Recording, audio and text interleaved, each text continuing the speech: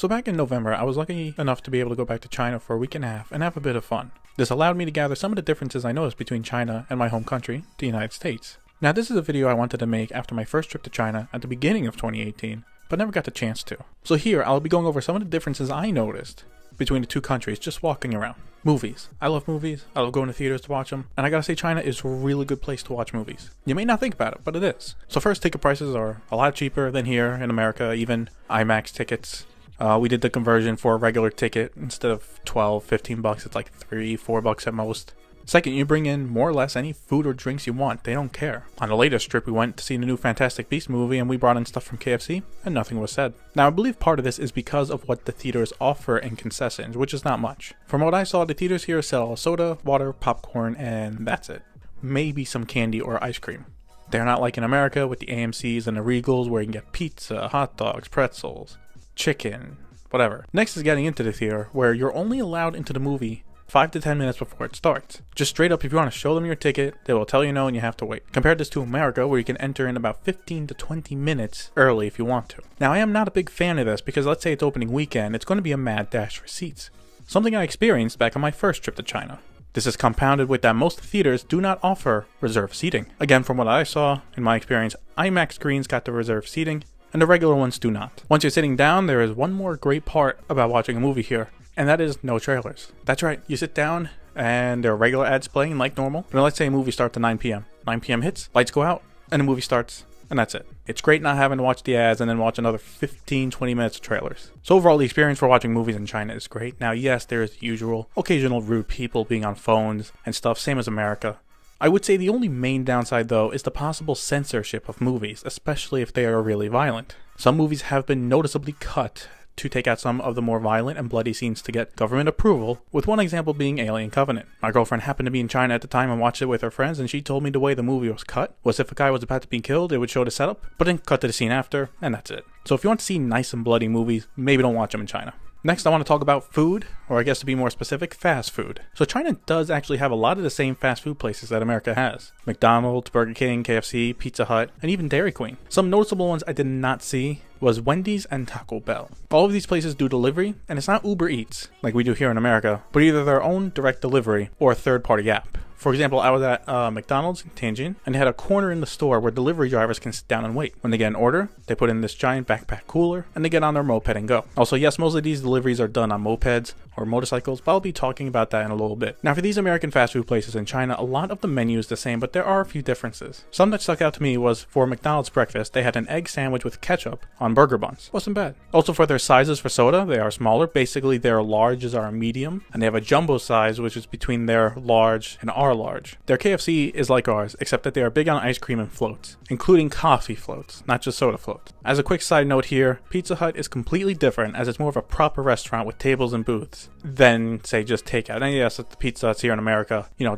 you can eat in, there are table and booths, but I mean, it looks fancier. It's like a classier restaurant. I did try it. The pizza is about the same, but I just want to say that the interior is way more upscale compared to your regular Pizza Hut in America. And now I do want to talk my favorite part of fast food in China, and that is how you get your drinks to go. If you're in America, you know, if you get 2 or 3 drinks, they'll give you a, paper cardboard holder, put up to 4 of them in, and you carry it. They don't do that shit here. That shit's stupid. What they give you is a small plastic bag that fits 1 cup, which I love. I was shocked when I saw it because it makes so much sense, especially if you're carrying only 1 or 2 drinks. It's great to have it in the cold, because if you have a cold drink, like I usually do, your hand will get even colder holding a cold drink. But with this, not anymore, since you're holding the handle of the bag. I really wish these were in America, but I guess with it being plastic bags, it would probably be an environmental concern, but love the idea, loved it every time I used it. Another thing I do like overall about the restaurants is the transparency between restaurants and their food safety grade. What I noticed is that some of the higher end restaurants in a mall, there would be a stand outside the restaurant with a screen showing their food health and safety grade. Also, some of the stands also included a camera that showed the kitchen so you can see how they actually cook it yourself. Now, the stand didn't look too cheap, and obviously it was only at the more higher end restaurants, but I would like that to come over to America. Switching over to security, there are a few extra security precautions I noticed traveling around China. At a train station I was at in Tianjin, they make you take a sip of any bottled drink you had. Also, when you go to the airport, as soon as you get inside departures, there usually is a security check where you have to put your luggage and backpacks or purses through an x-ray machine. Now this isn't a regular security check where you have to take off your shoes and all that. That's later, like normal when you get past after you check in and stuff. But this was one as soon as you come in the door, bags got to go through. So here's some random things I noticed. Electric vehicles and some hybrid ones have green license plates instead of blue. I guess it helps to see the amount of green vehicles on the road. Toilets are quite a bit different, especially public ones. The more common one is a squatting toilet that's in the ground compared to a sitting one. I thought this was odd, but asking around, the idea is that it is cleaner than sitting down on somewhere someone else sits, and that it's better for your bowels because sitting down straight on a toilet is not good for you. Personally, I don't like it. I had to use one and it's annoying because you have to squat and poop.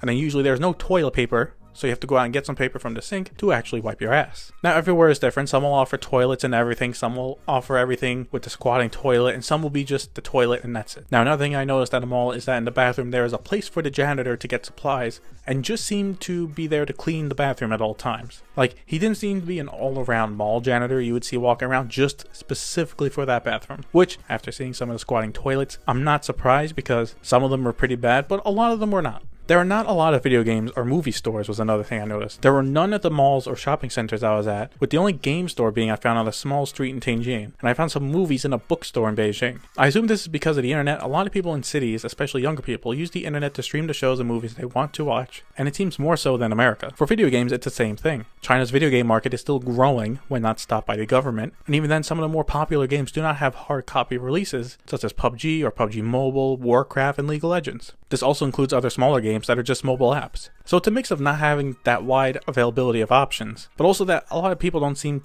to want or need those options. Lastly, the last topic I wanted to talk about was traffic. Like, holy shit, the traffic is bad. Look, there are a lot of good things about China. I like the country, but damn, the traffic is terrible. I'm from New York, so for me, New York City and New Jersey drivers are considered the worst, but they are nothing compared to China. The best way to put it is that the rules of the road seem to be like recommendations, as people are swerving in and out of lanes, no blinker, running red lights like it's nothing. And now, yes, you might be thinking right now, but that's already happened in America. And it does, but not to the extent in China. Also, unlike in America where you honk if something is a bit serious or you're pissed, they honk for everything. So if a guy's trying to, switch into another lane, no blinker, he's putting his wheel, he's turning his wheel in, the car is not letting him in, he's going to start honking. Like, no blinker or anything, but he's going to start honking. But as I mentioned earlier that I would talk about, the worst part of the traffic I noticed was the moped. The mopeds or motorbike drivers here are the worst, as they act that they are pedestrians or regular bikes. Therefore, they seem to think that the rules don't apply to them. I must have watched over a few dozen near misses when I thought they were actually going to hit or be hit by someone. Hell, on my first trip to China, my girlfriend and I were actually in 2 small accidents where the taxi was hit by someone else. Nothing major, but we did have to go and get another taxi, as the one we were in now had to work it out with the other driver. The one thing I do like about traffic in China, though, is the stoplight system they have. At least in the cities I was in, a lot of the traffic lights had a timer next to it to let you know when the light would go from green to red, and if it's red, how long you would have to wait. I thought this was really neat and useful, and I really don't know why we don't have it in America. It's great to know, like, okay, I'll be moving in 40 seconds, or I got 10 seconds to make this light. So to wrap up, these are just some of the differences I noticed in my 2 trips to China. While I did go over quite a few things, there are many more differences between the 2 countries, and while some differences were good and some bad, I do recommend touring China. Visiting China was a great experience, and how a different country lives, and how while they do things similar to what you do in your day-to-day life, they also do things that you might not even have thought of. Now, since I did visit a few cities, my recommendations are Hong Kong, just amazing. Tianjin, it's a big city close to Beijing that is very nice, and Shanghai is also really cool as well. For Beijing, I only really recommend to go if you're going to visit the landmarks like Tiananmen Square. Otherwise, for entertainment, you can get any of that at any other city I just mentioned above. I look forward to going back to China eventually, get some more great footage, have some tasty food, and just have a good time. Thanks for watching.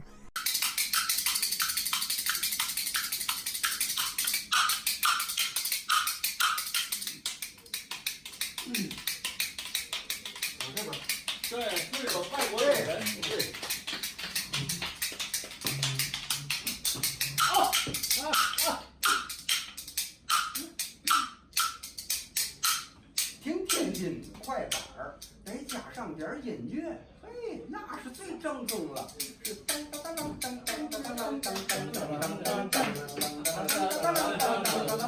当当当。哎，这板儿这么一打，是别的咱不夸了，就夸一夸我们天津的狗不理包子，买卖干活了。嚯，买卖那叫火哟！人们都排长队，您要想吃这个包子，提前把号拿。狗子忙什都顾不上搭理话。时间这么一长，哎，就有人说闲话。嘿，狗子这个人哎，他不爱搭理人啊，他的架子还倍儿大。哎，他那个买卖还没起名字了，就叫他狗不理吧。嚯！自从起了名儿哎，买卖更火喽，就连总督袁世凯都闻着味儿来喽。他吃一个想俩，嘿，吃俩还想仨，不大功夫滋儿用一提全给吃光了。好大的饭量，他的胃口还真大呀！哎，吃完以后哎，他还想往回拿，说是要给慈禧太后叫他磨磨牙。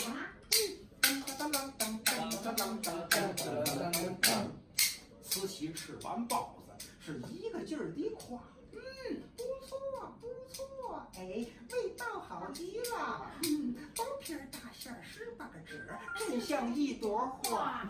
这是形容包子，您可不能滥用它。要夸这个姑娘长得美，您就说她像朵花，您可千万别说这个姑娘长得像包子。